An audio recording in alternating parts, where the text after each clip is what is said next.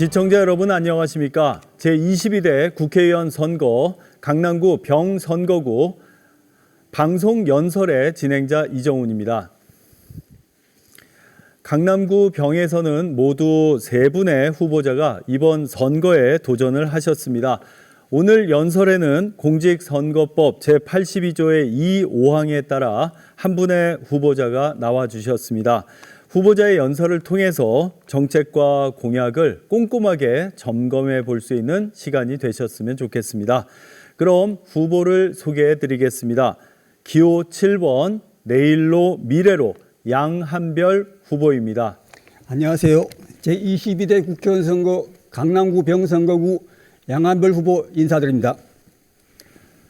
네, 이제 양한별 후보의 연설을 들어볼 텐데요. 연설 시간은 10분이 주어집니다. 시간이 초과가 되면 자동으로 마이크가 꺼지고요. 연설이 종료가 되니까 앞에 타이머를 잘 체크하시면서 확인하시면서 진행을 하시기 바랍니다. 네, 그럼 양한별 후보 연설을 시작해 주십시오. 안녕하세요. 제22대 국회의원 선거 강남구 병선거구 양한별 후보 연설을 시작하겠습니다.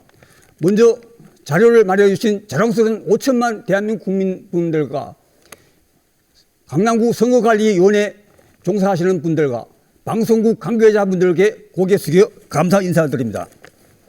저는 첫 번째로 인생을 살아가는 좌우명이 6.25 전쟁 때 국군, 경찰, 학도병, 무명용사 모든 우파 국민들이 힘을 합쳐서 중공군 100만 명 이상, 북해군 45만 명 이상을 물리치고 휴전선 북쪽으로 몰아내고 자유대한민국을 지킨 국군 용사들의 호국정신과 그리고 이승만 대통령과 모든 우파 국민들께 감사하면서 나라를 제가 열심히 노력해서 지키려고 노력하려고 국회의원에 출마하게 되었습니다. 근데 6.25 전쟁 때 3일 만에 서울을 점령당하고 이승만 대통령도 부산으로 피난을 가시고 그리고 계속 2달간 후퇴하다가 낙동강 전선에서 백선엽 장군을 비롯한 국군 10만 명이 죽기 살기로 싸워서 낙동강 전선을 유지하고 그리고 더 이상 밀리지 않기 위해서 그때는 부산, 대구, 제주도 빼고는 다 빼앗겼습니다. 제주도에서는 무장공비들이 이민군들을 맞이한다고 무장 반란을 일으켜가지고 9년 동안 양민들을 학살하고 난동을 부린 적이 있습니다. 전국토가 피로 물들었습니다.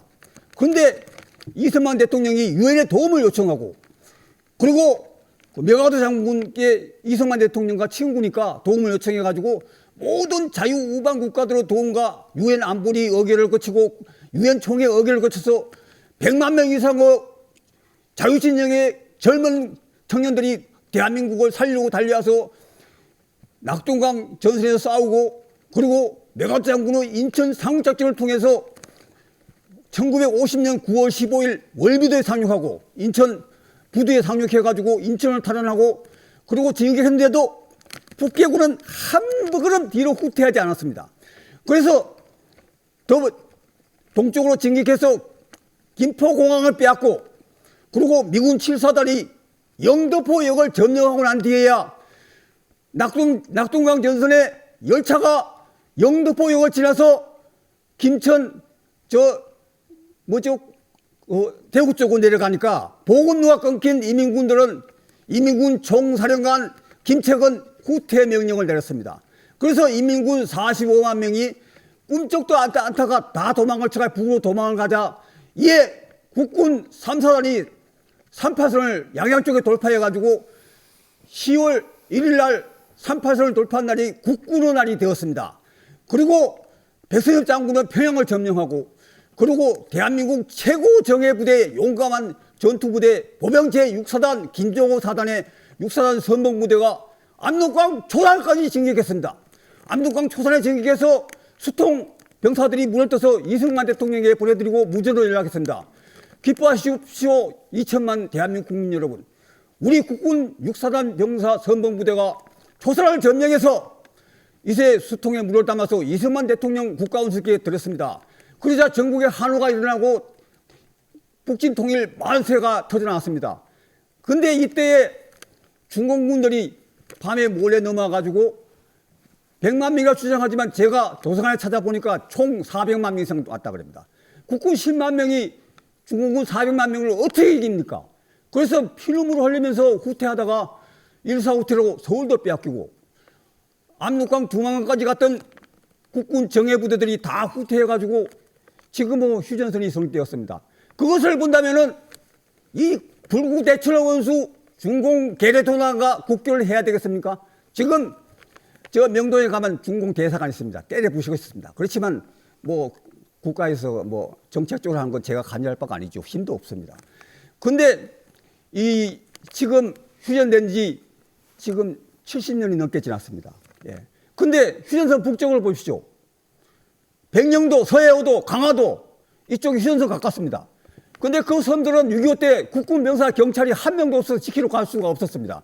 근데 9월산 유격대가 백령도를 자고 사령부가 있었습니다. 9월산 유격대는 국군이 총과 대포를 주지 않았습니다. 기관총도 주지 않았습니다. 밤중에 이민군 부대를 도끼 낫 죽창을 들고 휘기습해서 이민군 AK 소총을 빼앗아 가지고 자체 무장을 해가지고 백령도에 9월산 유격대 사령부를 설치해가지고 겁이 나서 백령도를 못 오고 있습니다. 백령도는 무조건 38선 북쪽에 휴전선 북쪽에 있습니다. 서해 오도도 9월산 유격대가 지켰습니다.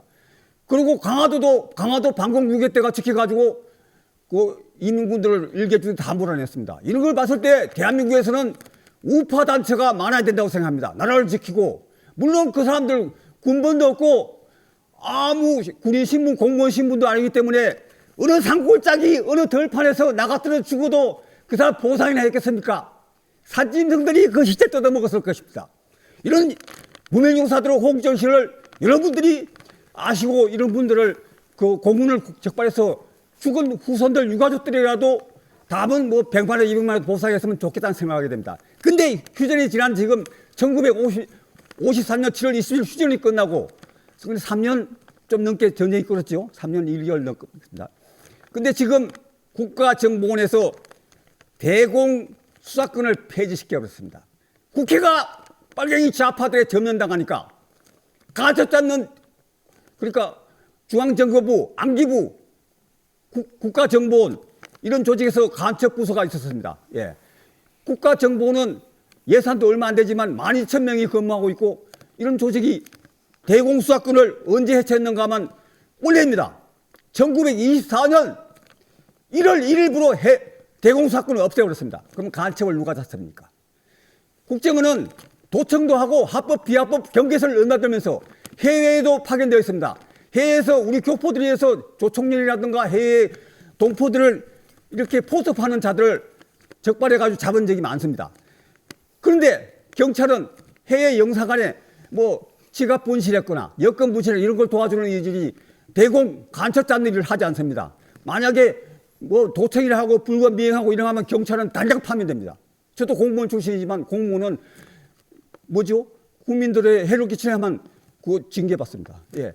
근데 70년 넘게 지난 국가정보원이 대공수사권을 해체해버리고, 예. 그럼 간첩을 누가 잡습니까? 간첩들이 할구처럼 세상을 만드는 것입니다. 이것은 북한 통일전선부, 이민무력부, 국가안전보위부의 대남 적가 통일에 고속도로를 깔아주는 겁니다.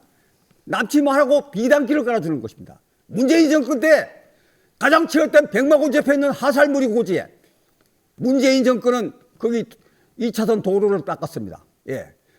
축구를 말하면 그 축구 잘하는 뭐 그 우리나라의 뭐죠 손흥민이라 이런 선수를 보면 미들 중앙을 돌파해버리죠. 공을 고를 면서요.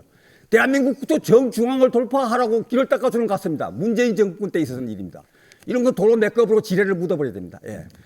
저는 이게 이승만 대통령이 북진 통일을 주장했지만은 이 대한민국 국민으로서 지금 북한 2,400만 북한 동포들을 자유 대한민국 품안으로 해방시키고 그리고 이게 그 방공을 국시 제일로 삼아야 된다고 생각하는데 지금 상황은 대공수사권도 없어지고 그리고 이 뭐죠?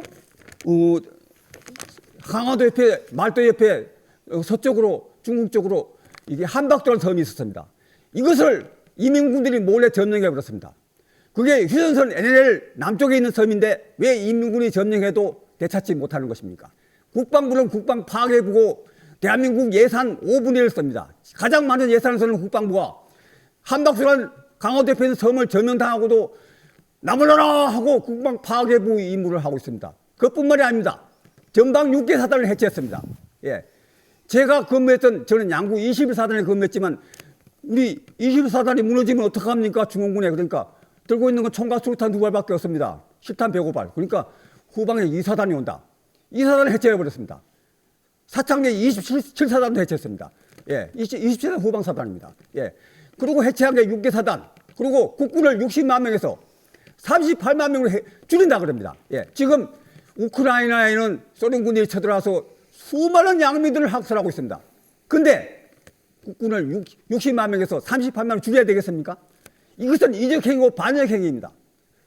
해체한 6개 보병사단을 도로 부활시키고 국방과 안보를 더욱 강화하는 것이 이 시대의 젊은이의 사명입니다. 그리고 인류 역사상 최악의 악마 집단 북한 개개도당을 이 지구상에 없애버리고 2,400명 북한 동포들을 해방시키는 게 제 임무를 생각합니다. 감사드립니다. 이상 제 연설을 마치겠습니다. 네, 감사합니다. 지금까지 양한별 후보의 연설 함께 들어오셨습니다. 자, 앞에 토론회와 함께 이 연설을 통해서 후보자들의 공약과 정책, 자질 등을 점검을 해보시고요. 여러분의 선택과 결정에 도움이 되셨으면 좋겠습니다. 4월 10일 선거일 꼭 투표하시고요. 많은 관심과 참여를 부탁드리겠습니다.